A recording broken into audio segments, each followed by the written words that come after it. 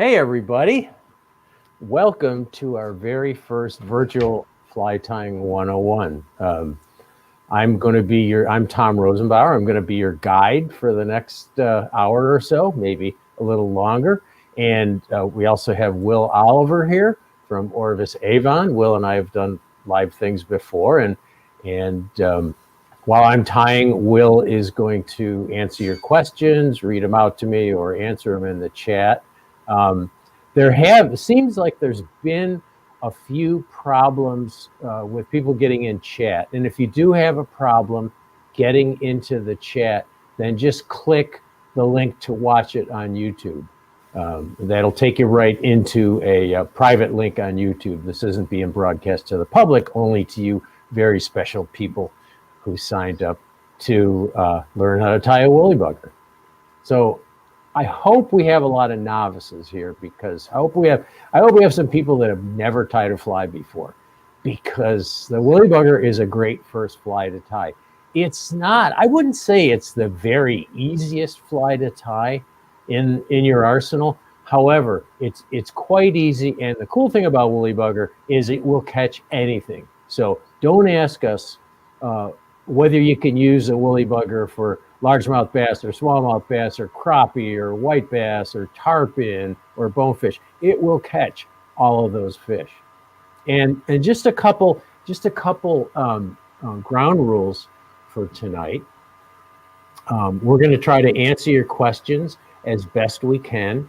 Please try to stay on subject. We're going to tie a woolly bugger, a standard woolly bugger tonight, and that's it. We're not going to talk about how to fish it. We're not going to talk about what rod you need or anything else. We're strictly going to limit this to fly tying tonight.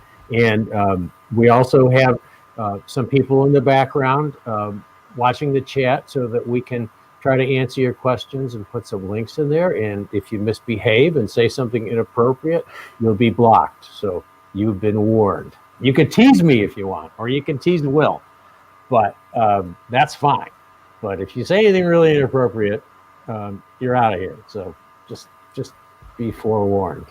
But anyways, I hope you're going to tie along with me, because that's kind of the idea here, is to simulate a live class. So I hope a lot of you are sitting in front of your fly tying vise and have got all your materials ready. For this fly, of course, a little late now, but for this fly and for the flies we're going to tie for the next 5 weeks, 4 weeks after this one, we do have material selections available specifically for the fly we're going to tie, the exact materials we're going to use. So you can get those materials ahead of time, and then you'll be all set. You'll have exactly what we're going to be using. Will, did I miss anything? I think you covered it pretty well. All right. So we're going to start from the very beginning here. I'm going to teach you how to thread a bobbin. I'm going to teach you how to adjust your bobbin. I'm going to teach you how to break a thread first.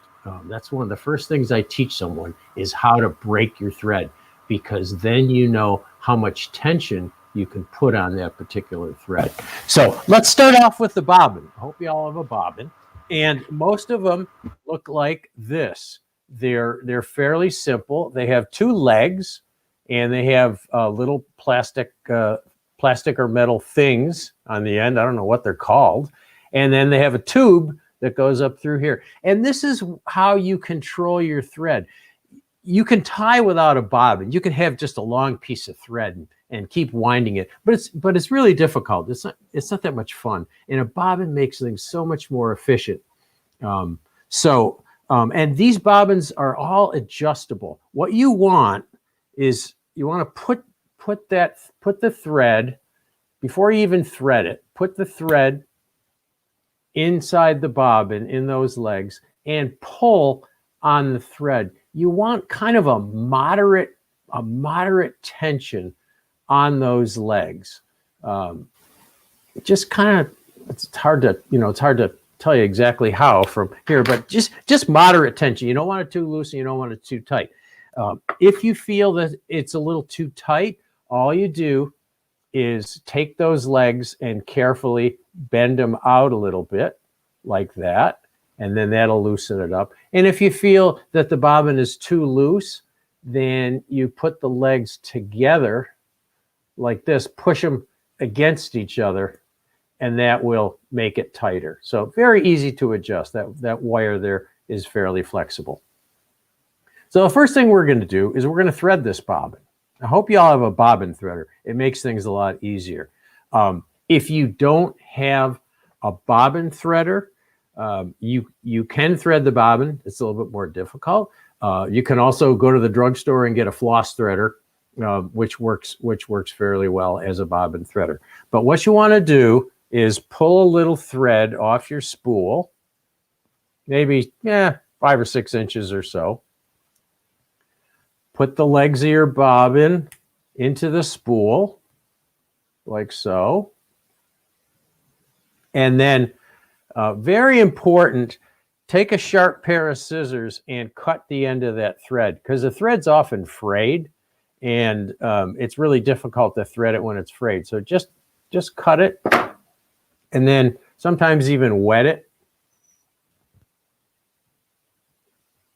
like so. And then, if you don't have a bobbin threader, you stick that thread up through the bottom of the tube, and then you put it in your mouth and suck it through there. And now you've got your bobbin threaded, okay? If you have a bobbin threader, it's even easier. You have a bobbin threader. Bobbin threader is just a bent piece of wire on a stick. Looks like that. It's a little piece of piano wire.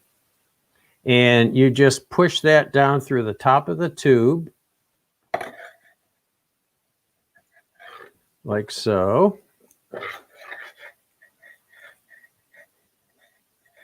And this one actually doesn't fit on that bobbin, but you you stick it down through the tube until you have a little end of it sticking out, and then you put your thread inside that hole and pull it back up through the tube. This is a ceramic bobbin. It has an insert, and that particular bobbin threader doesn't work on this one. One of the things you want to be careful of is, let me get this threaded and I'll show you.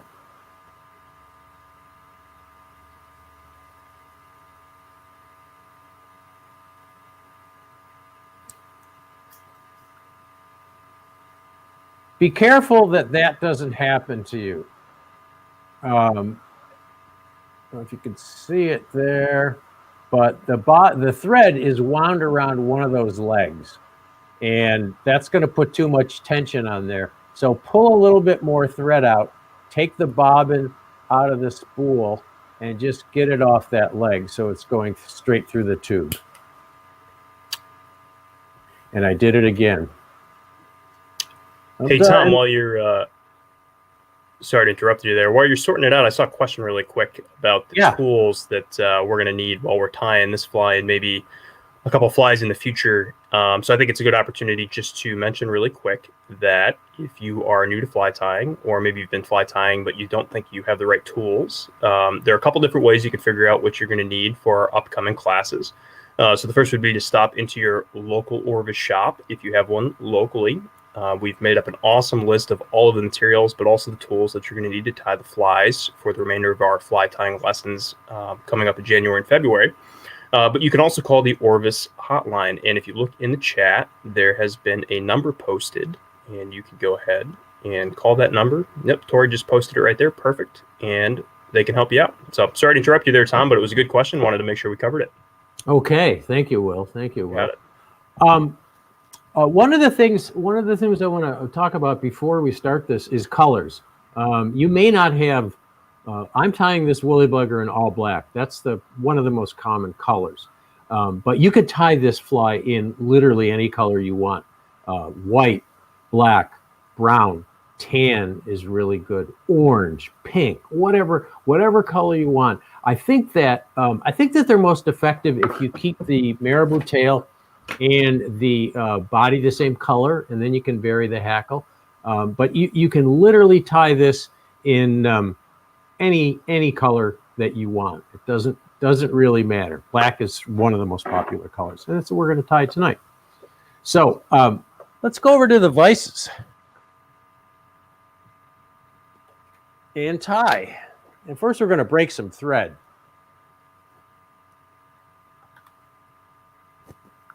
I'll show you a woolly bugger here. That's what it looks like really close. And that's what it looks like, a little bit more perspective. So it's got a fuzzy marabou tail. It's got hackle that goes through the body and a chenille body. And that's it. So it's fairly basic fly. But first of all, we're going to show you how to start the thread. So I'm going to put a bare hook in there. And we're going to show you how to break your thread. So when you put a hook in a fly tying vise, you would think that you would want to put it in so that the point is covered up like that. The problem with that is that you lose a lot of working room here, and it's tough to get in that spot. So when you're tying a fly, you want to grab the hook right about there so that your point is sticking out, and you might stick your finger and you might catch your thread on it, but it just makes things a lot easier. And then you want to make sure that your hook is secure. Okay, I don't know what kind of attachment you have, but you want to be able to give that hook a pretty good wiggle and not have it move around in the vise. So if you're not tight enough, take your fly out of the vise, readjust your jaws, and then put some more tension on it. Hey, Tom, while we're talking about hooks here, we had a question come in about different types of marabous. I think that might be something we want to cover when we get to that particular material. So, yes, we will. We will. Okay, fantastic. So let's give that 1 second, and we will be sure to answer that question for you. Okay, so we're going to start thread. We're going to start thread on a hook. I think I'll start wide. The first thing that you want to do is you want to pull about, 3-4 inches of thread from your bobbin. So just pull out some thread from your bobbin. And then what you want to do is put that thread up against the bobbin, or up against the hook, at a slight angle, and roll over the hook. And then what you want to do is, with your working thread, the stuff that's coming out of the bobbin, you want to push that against the other one. So what you're doing is you're winding the thread over itself. And then now when I pull it, it's not going to come loose. So I'm going to show you that in close up too, just so you can see it a little bit easier. All right, so here we are in a close-up.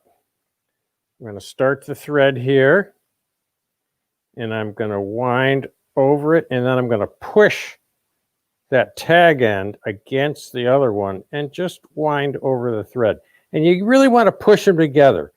If you don't push them together, you're not going to cross over that thread. The whole idea is to cross over the thread. And then, of course, you leave it hanging, and it gets all twisted up. And then once you get the thread secured, you cut it off. So, Tom, a couple more questions while we're working on thread here. Mostly focusing on the hook. I see one that's asking if we like a straight eye or a down eye hook. Your thoughts on that, if there's a preference? We're not going to get into that here. We're using a down eye hook, and they're fine. So we're not going to go into, this is a standard down eye 4X long streamer hook. It's what everybody ties a woolly bugger on. And straight eyes are fine too. Straight eyes work, down eyes work. I don't think there's any advantage to either one, but we're not going to get into a lot of detail there. All right. Okay, so you got that thread on there. You got that thread on the hook. Take a couple winds. and then give a good pull on that thing.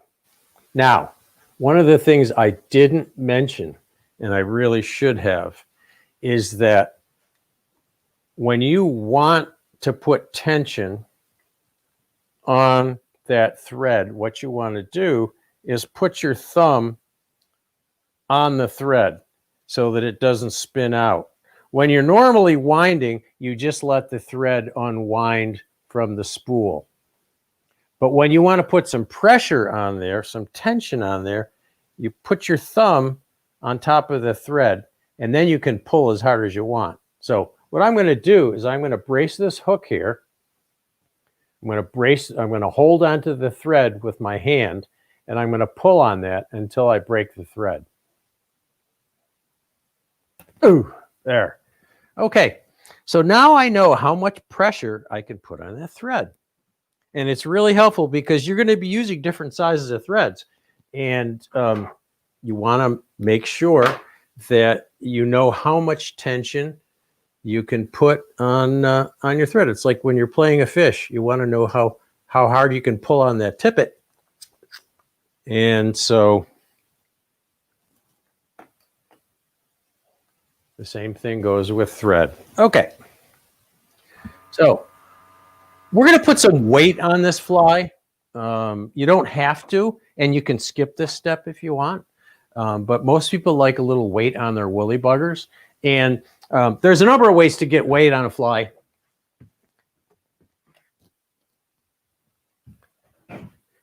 You can tie the fly with a tungsten cone or a bead in the front of it.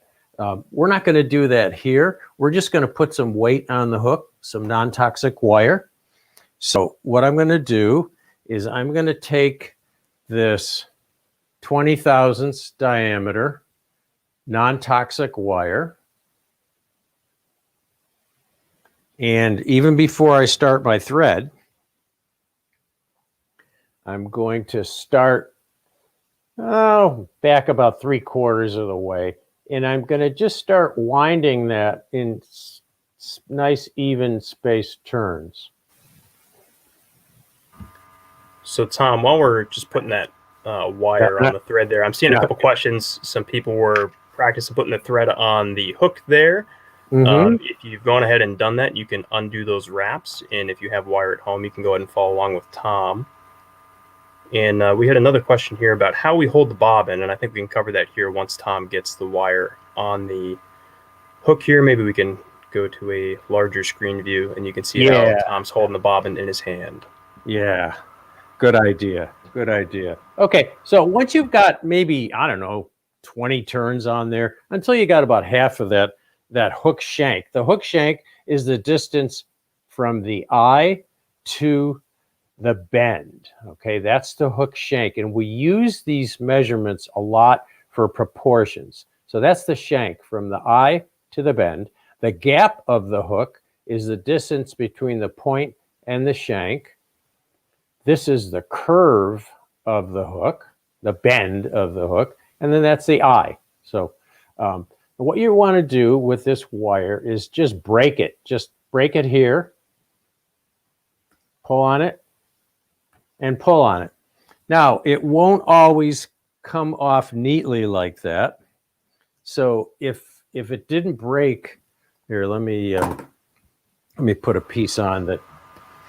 Hey, Tom, while you're doing that, I think we might be having some technical difficulties here, just not seeing what you're doing. So I think some of our behind-the-scenes help here is working that out. Everybody, if you could be patient, we really appreciate that. This is kind of our trial run here, so bear with us here. What the hell's going on? Can you hear me? Oh, we can hear you.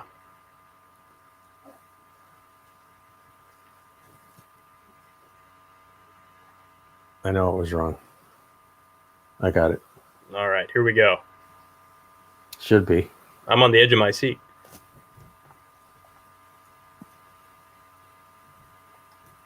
There we go. Perfect. Sorry about that. Let's say that wire did break cleanly and you had little stubs on the end there, like that. So there's a couple of things you could do. Probably the easiest thing to do is come in with either a pair of wire cutters, or you can use the very inside edge of your scissors, not the tips, and cut those. And then this stuff is very soft and malleable, and so you can squeeze it back into position. And you can even rub it with your thumbnail a little bit to get it smooth. So I guess I'll leave those on there. We'll put a little bit of extra weight on here.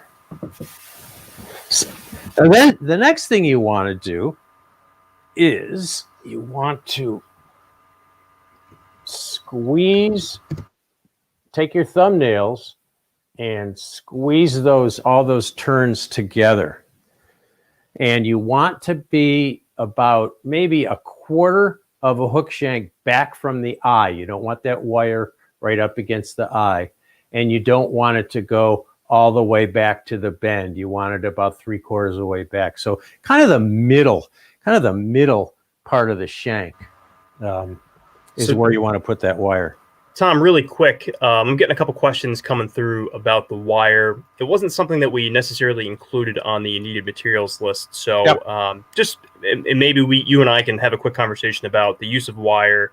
I personally like to fish weighted woolly buggers so I can get down in the water column. But I think for tying and learning to tie, it's a step that isn't necessarily needed. There's enough to focus on as we get going with thread and different materials and stuff like that. So this is definitely a step which you can add in if you so choose, but you can also do so at a later date. So if you want to work out a couple of unweighted woolly buggers and really get the hang of it, you can always stop down to a shop at a later date and pick up some wire and add some weighted woolly buggers. It's never bad to have either of them in the box.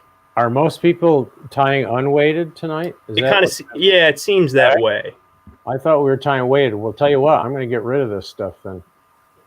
I'm going to get it off of there. Give the people what they want, right? Yeah, give the people what they want. All right, so we're going to start over. If you do want to weight your flies, that's how to get wire on there. But let's start the thread on this hook. And the best place to start it is somewhere toward the front. Doesn't have to be exact where you start your thread.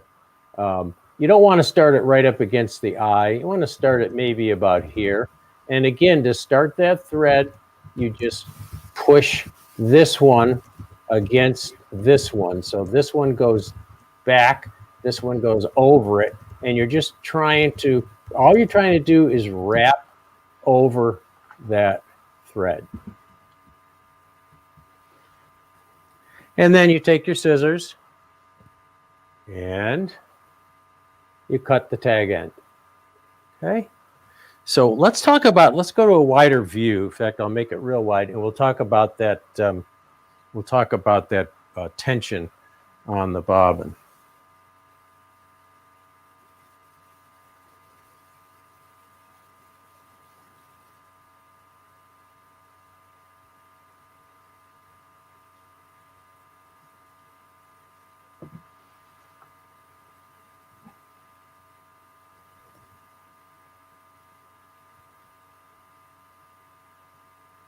All right, so when I just want to wind, all I'll do is just wind and not touch this part of the spool. I'll just let it peel off that spool. And if it peels off too easily, then take your thread off and adjust the legs. If it peels off too tightly, then open them up a little bit, okay? So when I want to put tension on this thing, all I do is just grab the thread, pinch my thumb against it, or just grab it with your hand and pull. That's going to not allow that spool to rotate, and you can put a lot of pressure on there. So that's all there is to it. This is the way it goes when you're just generally winding, and then this is the way it goes. You put your hand on it and pull on it. Now, another thing we should talk about while we're here is distance between the bobbin and the hook. If you get this bobbin tube really allows you to manipulate the thread. It's a lot easier than using your fat stubby fingers to tie something. The tube really allows you to work around places and get your thread in there. And right there is about an optimum distance for most tying between the tip of the tube and the hook. If you get too close to the hook, you can't really work around there. And if you get too far, you have this really wide arc and you don't have as much control. So somewhere in here, and to back up that thread, so if I have a really long thread way out here and I want to shorten up on that, all I do is I spin the bobbin with my thumb, and that takes up the slack. So that takes up the slack, and you let go of it, it pulls, takes up the slack just by rolling that bobbin. So hopefully that clears up some of those questions. Hopefully that cleared up the questions on the bobbin tension. Okay, so we got a thread started. It's kind of sloppy there. I'm going to back up a little bit.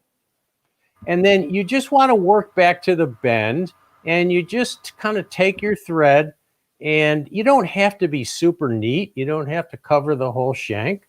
You can have gaps in there, but you want to kind of evenly work all the way back to the bend. And you know you're at the right spot when that thread hangs. I'm going to refocus here. When that thread hangs right over the barb of the hook, or the start of the barb, it's kind of hard to see because I had it in there too close. But that's the position you want to stop. You can see the barb of the hook there, right there, the little barb sticking up. Hey, Tom, really quick, while we're kind of paused here at the back of the hook, we had a really good question about the direction of thread winding. Yeah, this is something we get a lot in Fly Tying 101 when we're lucky enough to run those classes in the store. So I don't know if you want to kind of address picking a direction to wind your thread in, if that's something that you think is important. I definitely do. Yeah, I believe that the way to wind a thread is to wind away from you. Okay. And is it important to be consistent in the direction that we wind? Yes, you always have to wind in the same direction unless you're doing something tricky. Yeah, absolutely. You always want to be winding in the same direction. It's going to be the fly is going to be one continuous piece all the way through the fly, and you don't want to go in two directions because then it'll loosen up. So yeah, it's always winding away from you. Now, I started and tied for the first 2 years. I tied back winding toward me until somebody told me I was doing it wrong. So you can get away with it, but it's much better to wind away from you. That's a really good question. That's a really good question. All right, so we are now ready for our marabou tail. And we had a question about selecting marabou. The best marabou for a woolly bugger is what is called woolly bugger marabou. And that's what it looks like. Woolly bugger marabou is very full and very fuzzy, most of it. There's other kinds of marabou which are longer. This is a kind of a standard marabou feather. And it's a little thin. I think it's a little thin for a woolly bugger. It doesn't give you a substantial enough tail. However, if this is all you have, if you don't have that really fuzzy woolly bugger marabou, there's no problem. If you got marabou that's kind of substandard, you take two of them and you lay them together and line them up and use them as one piece. That's actually a really lousy piece of marabou. That piece there, I would not use at all because it's got this kind of a solid tip in it. You're going to get any bunch of marabou, you're going to get some stuff that, well, you can use the bottom stuff for something else, for tying in as a streamer wing. But if you're using a whole feather, ones with that blunt tip are just not very good. So you can use 2 feathers, but this woolly bugger marabou is really great because it's nice and full and wiggly and fuzzy, which is what you want in a woolly bugger. So this stuff comes strung.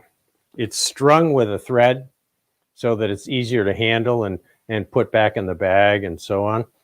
And you're going to want to find go pick through here and find a feather with nice full fuzzes on it without the blunt tip. You want it to be fuzzy all the way to the tip. That looks like a good piece. Hey, Tom, do you mind if we hit the wide angle really quick? I'm seeing a couple comments coming through. They're just having a trouble seeing what fibers you're selecting there. I forgot to switch the camera. There we go. Perfect.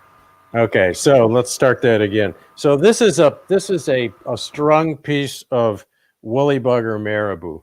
And I'm going to sort through here and look for a nice, full, fuzzy feather. And there's a great one right there. So I'm going to locate the stem of that, and I'm just going to pull it out of that bunch. And sometimes you get 2 feathers, no big deal. You put that aside. So now you've got your nice fuzzy tail. That's going to be a nice full tail. It's going to wiggle in the water. It's going to have great action. It's difficult to tie in that big fuzzy piece. So what you're going to do is wet this. There's a couple ways to wet it. One is to just put it in your mouth and draw it through your lips. A lot of people don't like to do that because there's dyes in these feathers and who knows where they've been. I've been around enough chemicals in my life that it doesn't particularly bother me. So I just put it in my mouth. But this is what it's going to look like after you wet it. Now, if you don't like the idea of putting it in your mouth, just have a glass of water on your tying bench and just dip your fingers in the water and wet that piece of marabou down. It's going to make it much easier to handle. The other thing you can do is recently had a podcast listener give me a great piece of advice that he does.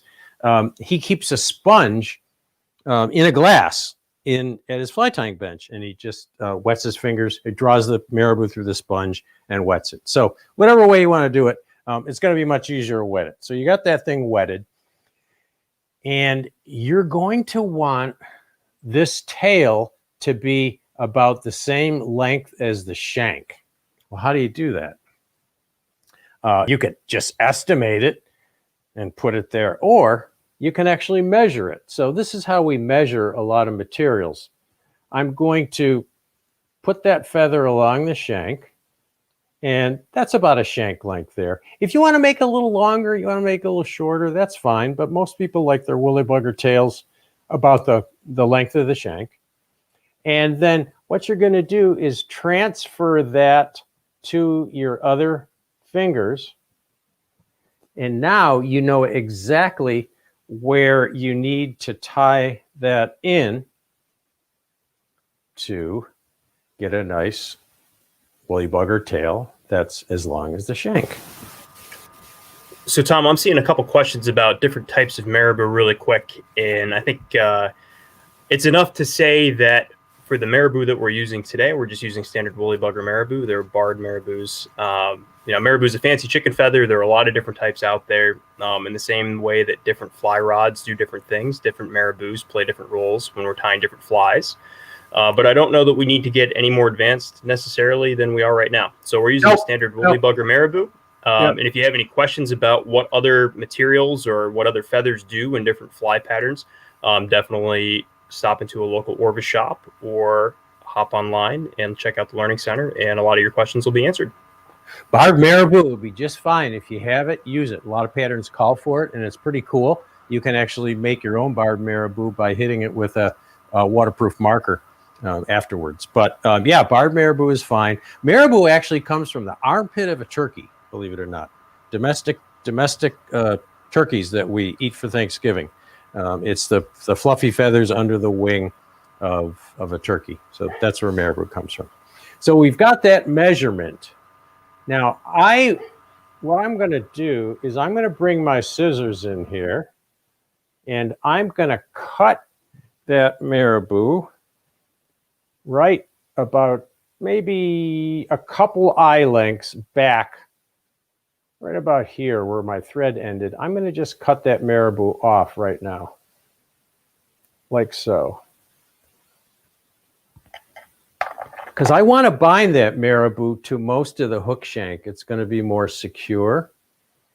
But I don't want it, obviously, to go over the eye of the hook. I don't want it to get it in the way. But I do want to bind quite a bit of it down with thread. So I'm going to cut it off like that. And then we'll go to our close-up. Now here is where you're going to want to use a little tension on your bobbin. So what you're going to do is bring a turn of thread over the top of that marabou, and then you're going to bring your fingers in and pinch the marabou, and especially keeping your index finger against the far side of the hook, and then pull down with some tension. Then you're going to take another one and pull down with some tension, and then you're going to take another one and pull down with some tension.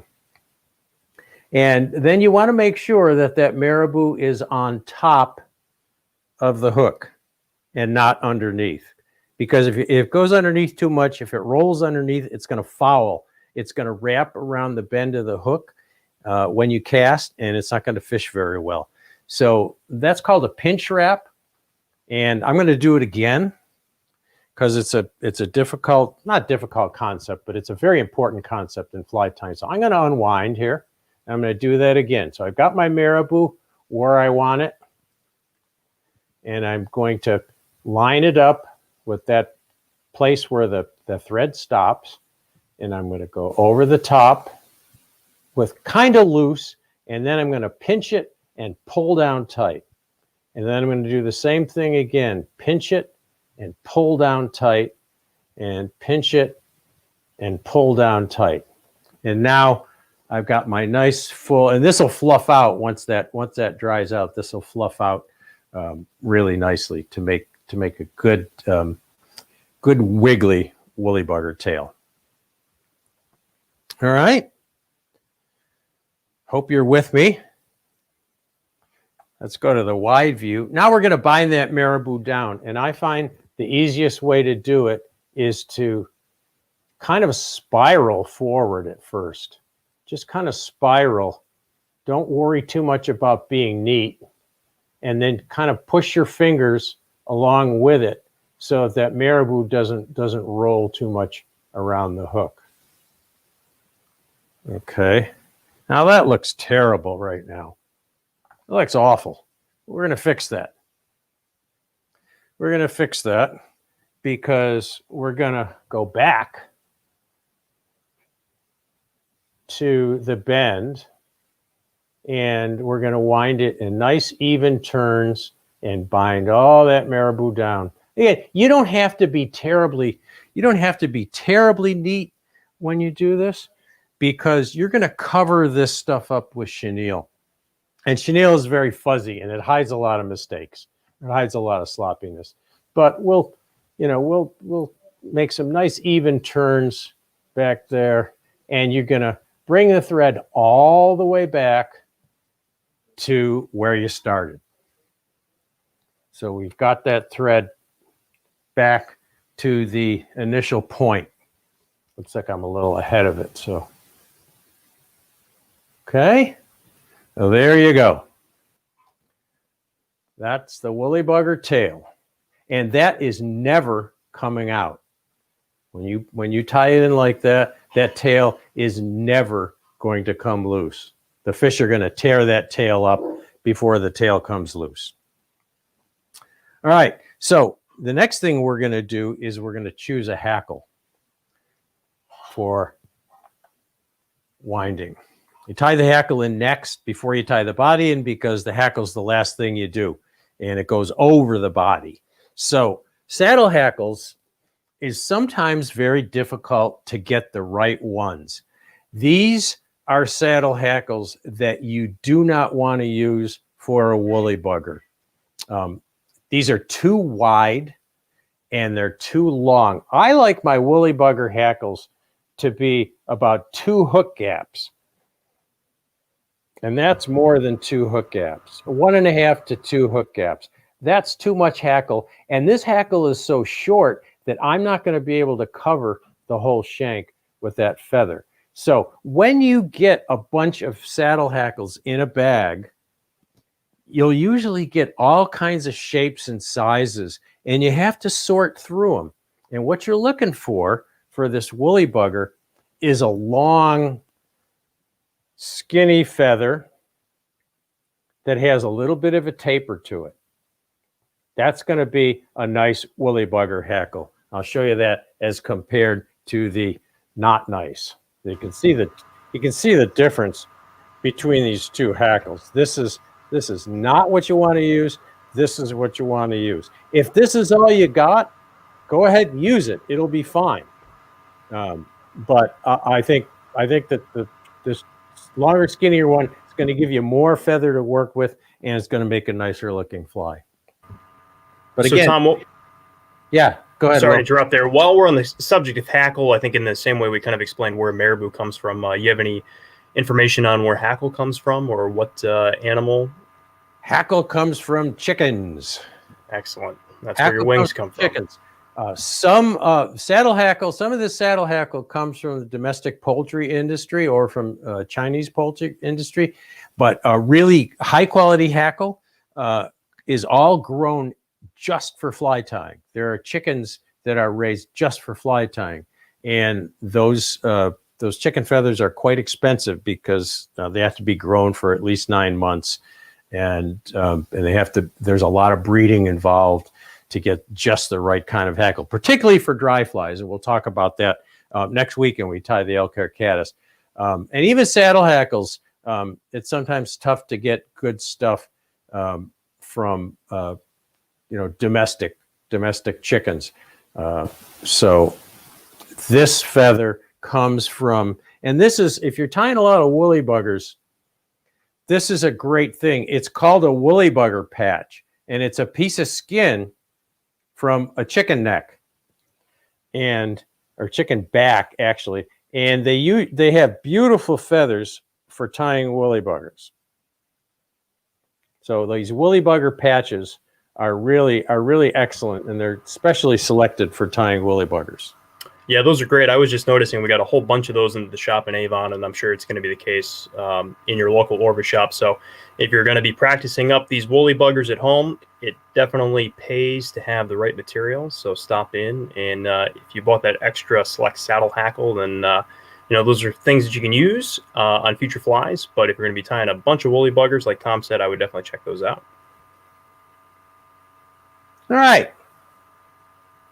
Now we're going to prepare the hackle, because you got to do something with the hackle before you tie it in.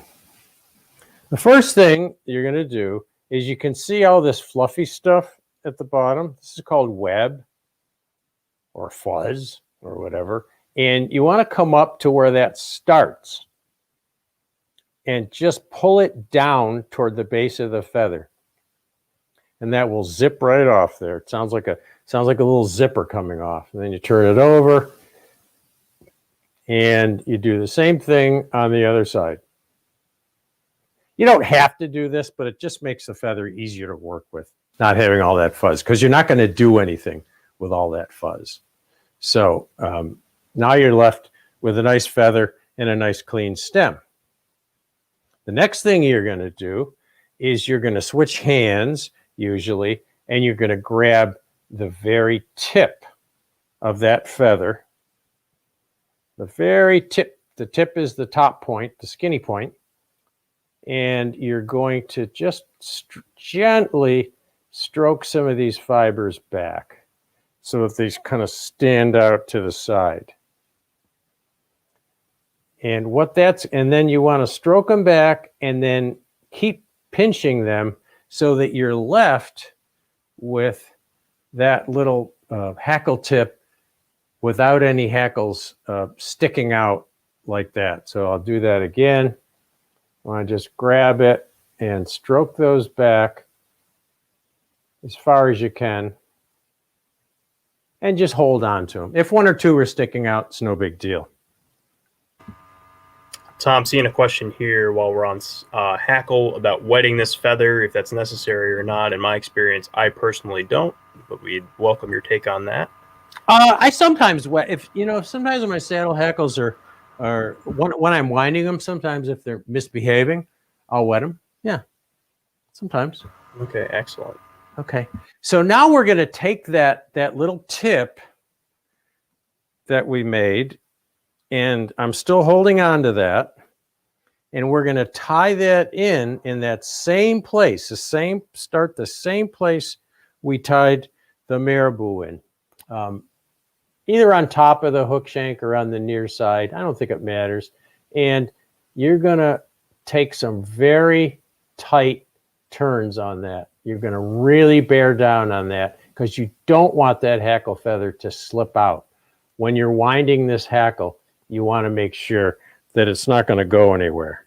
So you want to come all the way to the length of that hackle tip.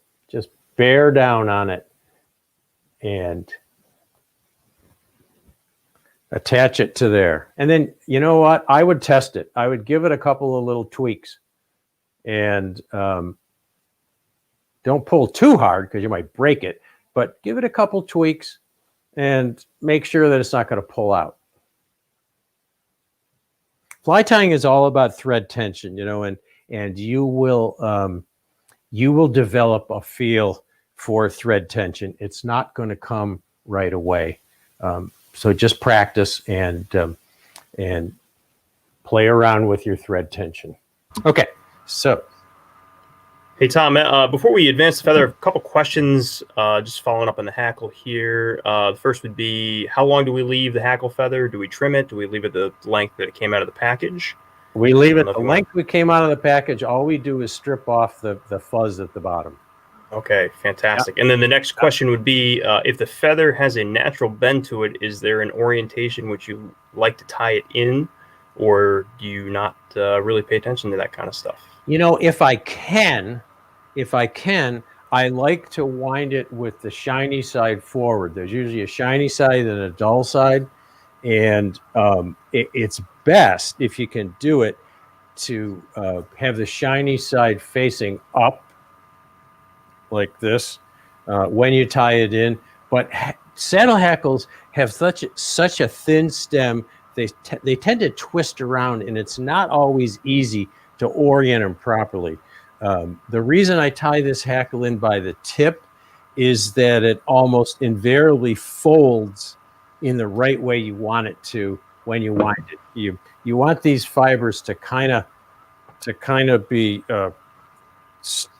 pointing back about 45 degrees toward the bend of the hook, toward the point of the hook.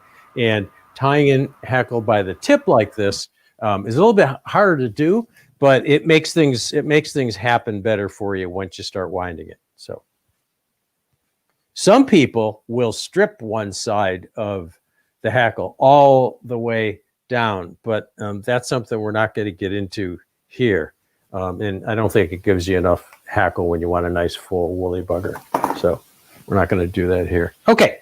So, and now just leave that hackle feather sticking back there. Just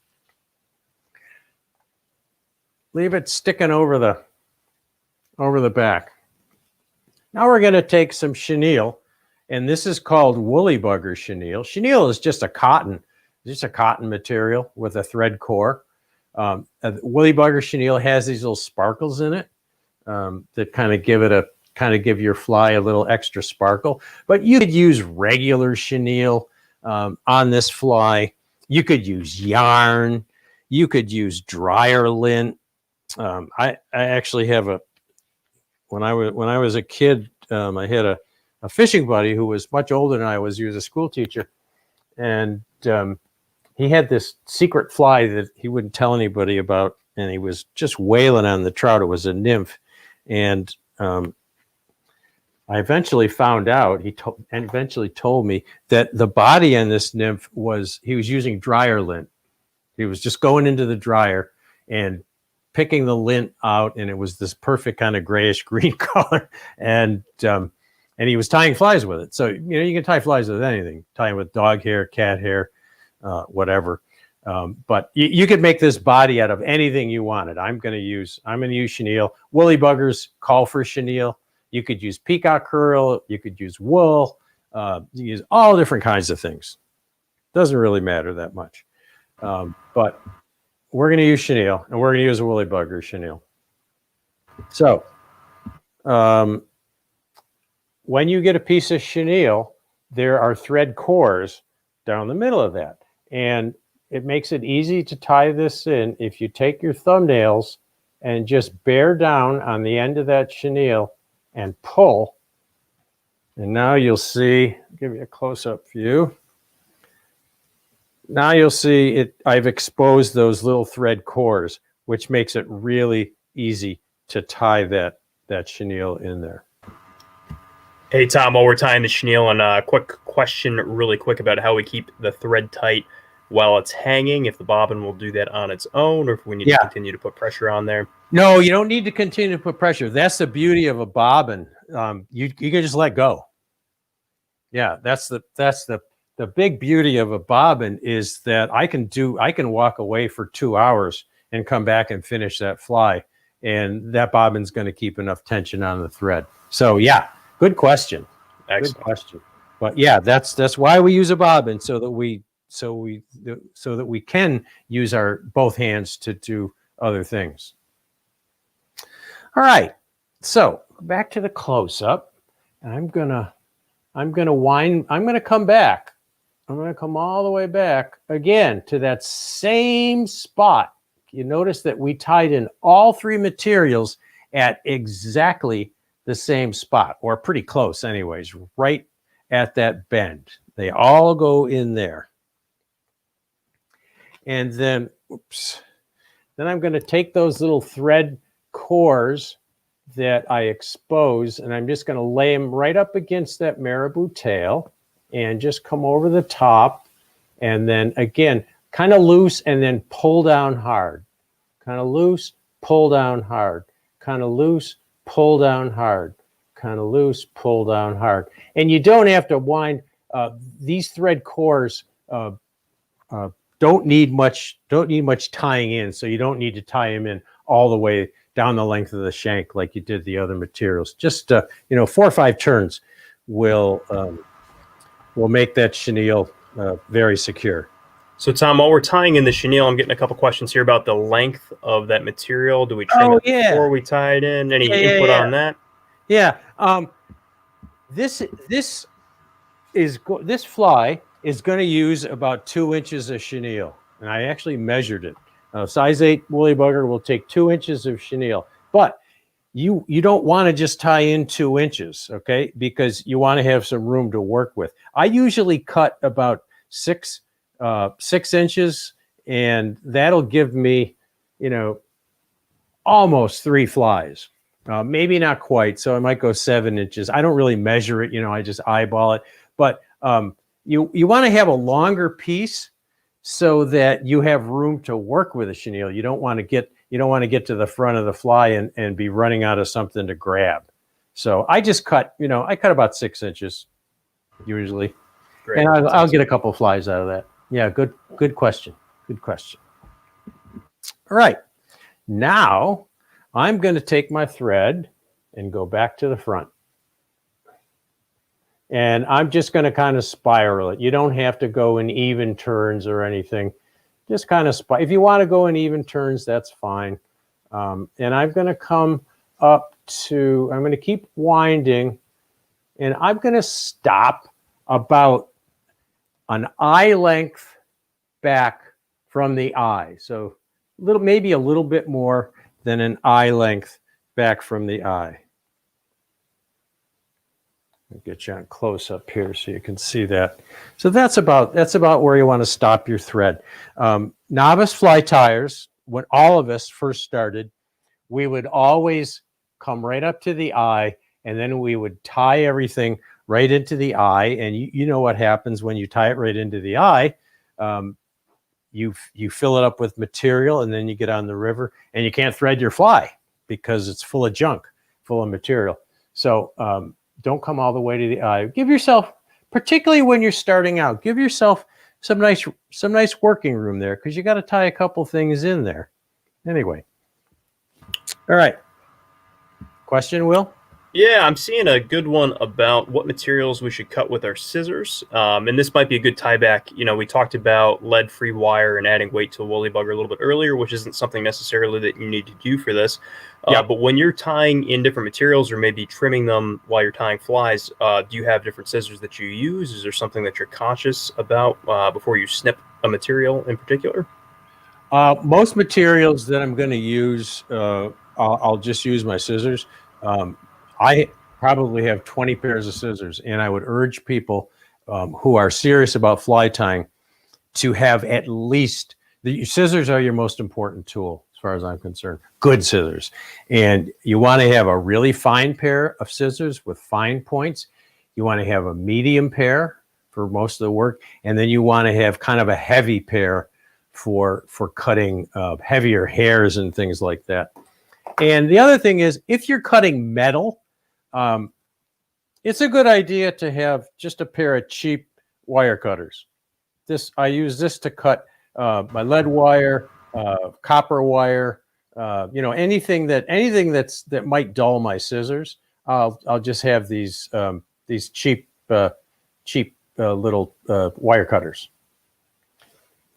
And if you only have one pair of scissors and you're cutting something that's fairly coarse, then you want to come in and use the inside of the scissors, whereas most times you want to use the tips to cut.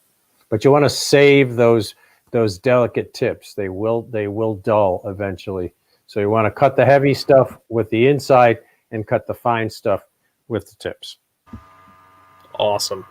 Okay. And before we move on, one other thing I really want to mention really quick is we're getting a little concerned about maybe some of the steps that we have made so far. So this entire broadcast is going to be recorded and can be rewatched. So if you need to back a step up and see what Tom's doing, you're definitely encouraged to do so. And we're also going to have information about future fly tying classes and materials that you're going to need kind of floating around the screen. So keep an eye out for those. Am I leaving some people behind? I don't know that you are necessarily, but I thought it was a good opportunity to kind of tell people that, if you're working on that marabou still, or if you're working on the chenille or tying in that hackle, that, you don't need to feel rushed right now necessarily. You could definitely pop back and follow up if you had some questions. Yeah, you're going to be able to come back to these as many times as you want and rewatch them. So don't be afraid if you've fallen behind a little bit. And all of the flies we tie are going to be archived there, just for you special people who signed up. They're not going to be available to the general public. Okay, so now we're going to wind our chenille. This is easy. You're gonna pull up on your chenille, and I like to, before I take my first turn, I like to just hold onto that tail securely and take one turn of chenille around there and really give it a good tug. The first couple ones, give it a good tug and hold your tail there so that chenille really seats right on there. And then you're just going to hand over hand, and I have a little trouble here because I have to reach around a bunch of cameras and lights, but you just hand over hand, be careful of your hook point, and just touching turns. Each turn should just, that'll happen. We'll just barely touch the one behind it so that it looks like one continuous piece. And then when you get to right about there, let's go to the close-up view now. When you get to right about there, then you want to hold your chenille a little bit off to the side over the head and just bring your thread over the top of the chenille and bear down on it. Grab that bobbin and pull down on it. Now, one of the things that you want to be careful of, and this is something that I see sometimes when people tie their first flies, is I'm going to unwind this. Is they bring their chenille up to the head like this, and then they wind in front of it to try to bind it down. You're not binding that down. That's going to just unwind. It will unwind. That's just going to unwind. When you tie off a material, you have to kind of switch hands and cross the thread over the top of the material. Okay? So make sure you don't wind in front of it. Make sure you cross over it to bind it in place. So I've taken about 3 turns, and I'm going to really put some pressure on there. And then I'm going to take my scissors, and in this case, this is fairly heavy stuff. I'll come in and use the inside of the scissors to cut that nice and close. And then for security, focus. Make sure that's in focus. There we go. For security, I always like to take about 4 turns over those butts there, just to make sure that I've got more than 4 turns, actually, just to make sure that I've got that chenille secured. And then if you got any fuzzies around the hook eye, you could trim them off with your scissors. Another thing you're going to do all the time is you're going to cut your thread. You're going to come in here and you're going to try to trim a fuzzy off there, and you're going to forget the thread's there, and you're going to cut your thread. So when you bring your scissors in here, always have your bobbin at the opposite side of the hook to where you're cutting. That way you usually won't cut your thread. So, Tom, while we're kind of tying in our first material here, if I could interject, when we teach our fly tying classes in the store, a lot of times what we find is when we're tying in materials like this, it's really easy to get mixed up about what direction we were winding our thread. So for those of you tying at home, I'd encourage you, when you're tying material, stop for a second, think about what you're doing. It's really easy to do a couple wraps in the wrong direction by accident, and suddenly when you go to clip that chenille, it just unravels right down the hook. So, particularly if you're just learning to fly tie, if this is the first fly that you've tied or the first pattern, take a second and think about what you're doing before you clip a material, because once that material is trimmed, it is really, really hard to put back on that hook. Yes, it is. Hey, there's a good question there. What do you do if you break your thread? If you cut your thread. So let's do that. Let me cut my thread. The one thing you're going to want to always have handy is your hackle pliers.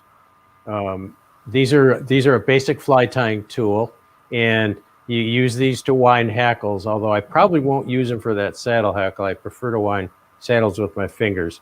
But always have these handy. So I'm going to go and cut my thread. Boom. And that's going to start to unwind.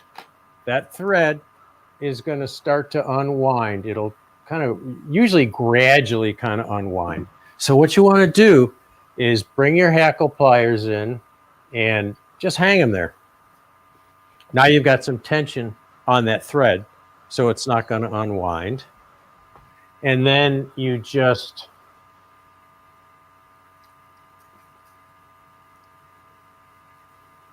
sometimes you have to rethread your bobbin, which I just had to do.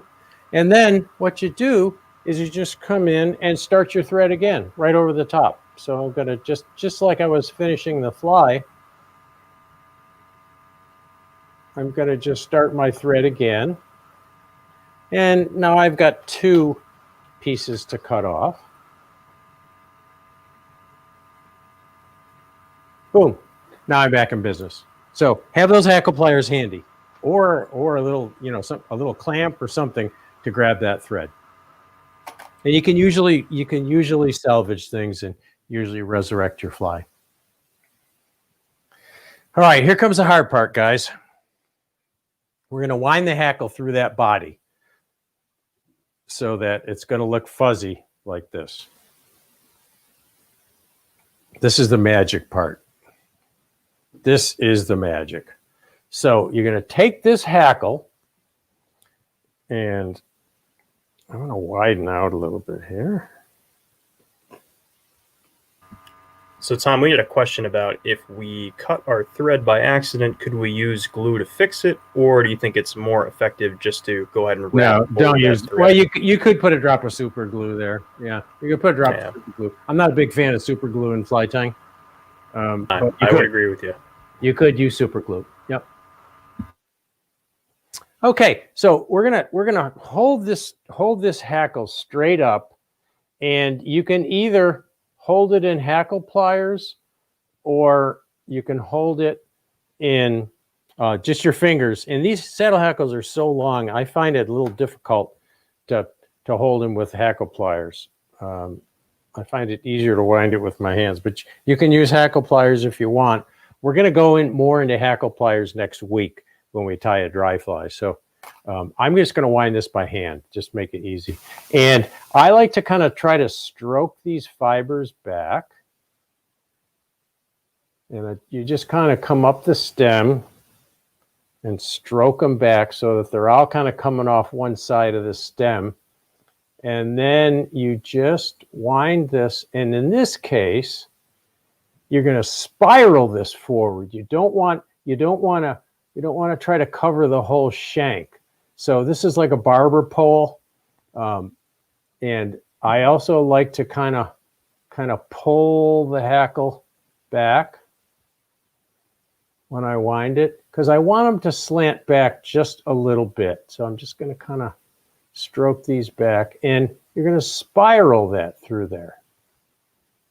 You're not going to cover the whole shank. And some hackles wind easier than others. You're going to come all the way to the front, keep going with those spirals, and you're going to come in right in front of your chenille and maybe make one turn of hackle in front of the chenille. And now I'm going to hold that hackle straight up, and I'm going to come in and capture that hackle with my thread. And I'll come to the close-up here. And I'm going to go over the top. And don't forget, you want to cross over. You don't want to wind in front of it. 3 really tight turns, put some pressure on it. And now you've got your hackle there.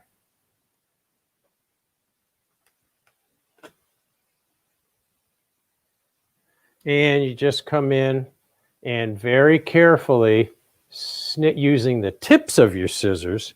In this case, let's go to the close-up. Using the tips of your scissors, you come in and carefully just snip the tip of that off. So Tom, I'm seeing a question about if it matters the direction we wrap the hackle feather up the body of the fly. Yes, the hackle feather should also be wrapped away from you. Okay, the same way. Very good. Same way. Yep. And always wind away from you. Another one here: if you find a feather in the woods or your yard, can you tie a fly with it? Absolutely. Yes, you can. You know, it may not necessarily perform the way that a feather which is designed for a specific pattern will perform, but one of the cool things about fly tying is that you can experiment and be artistic with it. So there are definitely patterns that call for certain things, but if you just want to tie something and see how it turns out, you can definitely do that. Okay, so our woolly bugger is pretty much finished. Don't look bad.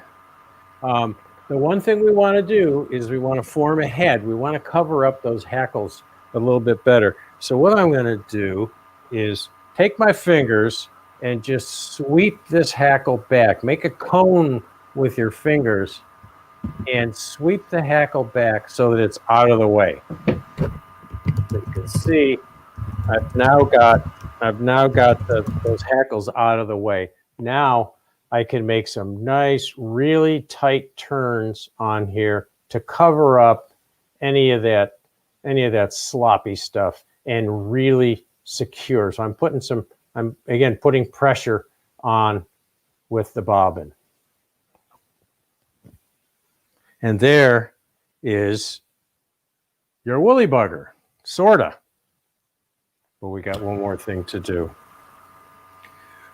We have the dreaded whip finish. We're going to whip finish this fly. Everybody still with me? Everybody hanging in there? Yeah, I think before we hit the whip finish, I have one last question about materials, if that's okay with you, Tom. No, it's not. It's not. Oh, okay. Yeah, well, I'm gonna ask it anyway. So the question was, can we snip the marabou tail to length, or should we leave those fibers tapered the way they are naturally? Does it have any? You know, that's a good question. Fly tyers don't like squared off things. They don't like to trim their hackle. They don't like to trim their feathers. You kind of want a natural taper to that, and it just seems to flow better, and it just looks better. But I think it's a real stylistic thing. And if you thought that was too long and you wanted to come in and chop that tail off short, then fine. It's not gonna. The fish aren't gonna care, for sure. The fish are not gonna care at all. And yes, you could trim the hackle if it's too long. You'd have to kind of come in and trim it all around. But then you wouldn't have those nice little tapered ends, and it wouldn't look as nice. It might actually work better. Who knows? So yes, you could definitely trim stuff up if it's too long. All right. You guys ready for the dreaded whip? We have any other questions before we do the dreaded whip finish? I'm going to need a drink before I do the whip finish. I think we're good. Let's do it. All right. Non-alcoholic, by the way. This is a whip finish tool. And there are ways of finishing off a head. One is with half hitches. A half hitch is just I never use them. I can't even do them. But half hitch is basically taking a loop and going around. See, I can't even do it. Making a loop of thread and going over the, just making a loop and going over the head with it.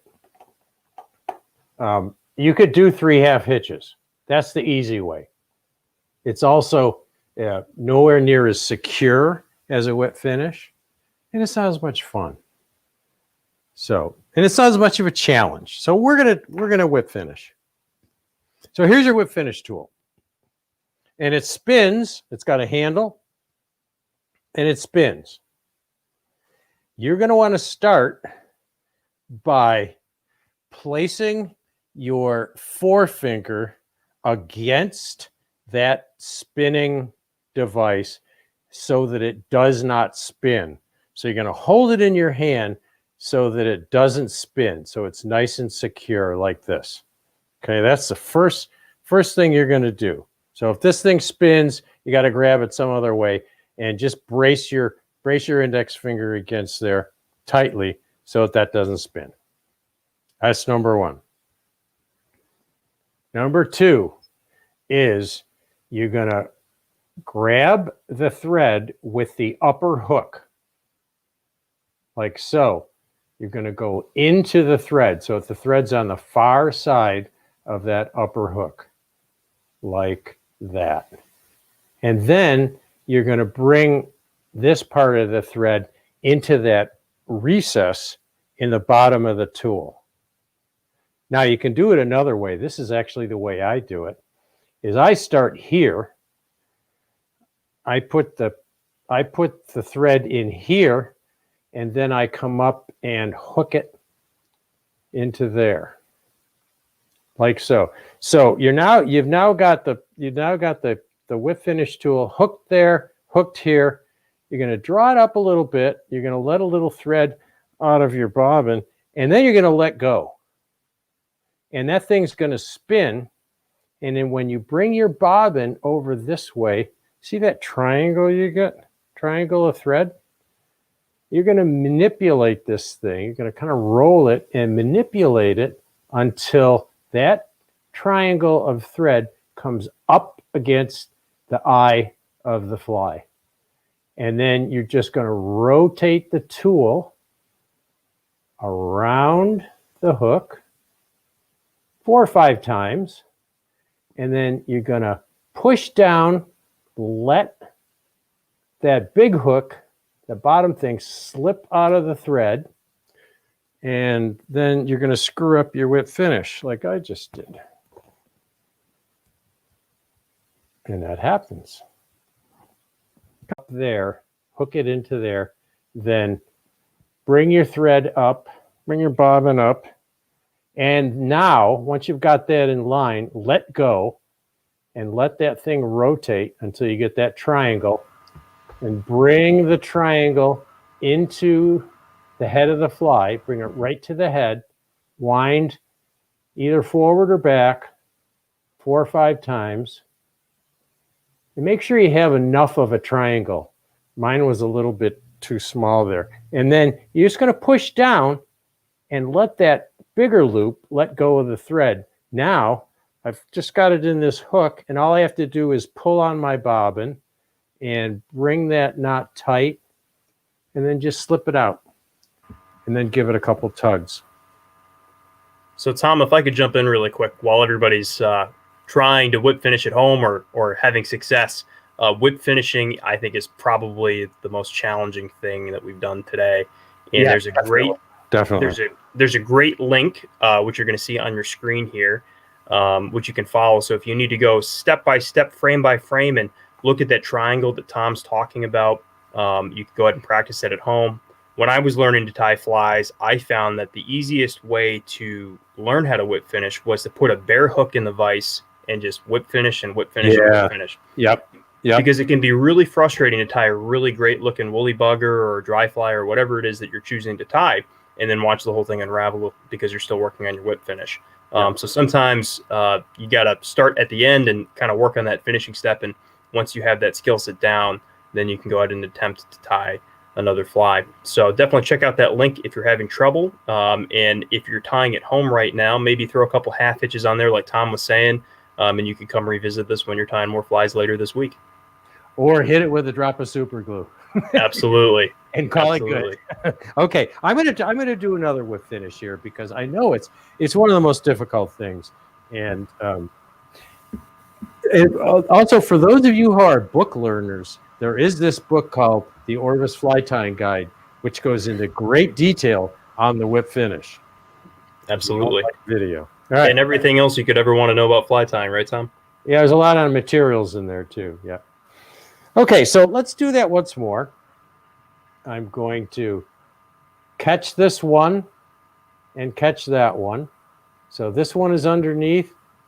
This one goes up against there. It's on the far side. This one's on the near side. Now I'm going to let go and let that thing spin and then just rotate it. And I'll get that triangle. And I'll put it right up against the hook. And I'm just going to rotate around here. And then push it down and pull it up.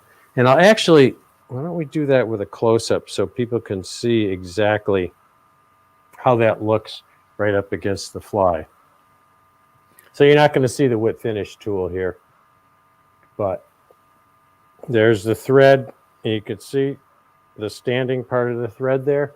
And what I'm doing is I'm basically tying a nail knot, or if you've ever whipped a rope, it's the same as whipping a rope or tying a nail knot. It's just 4 or 5 turns over the top of itself. And then you come in here and you just, boom, you're done. Now, the last thing you want to do is to put something on that head. The most exposed part of this fly, and the part where the fly usually falls apart, is at the head, because you've got thread wraps there and they're exposed. So you can use super glue if you want.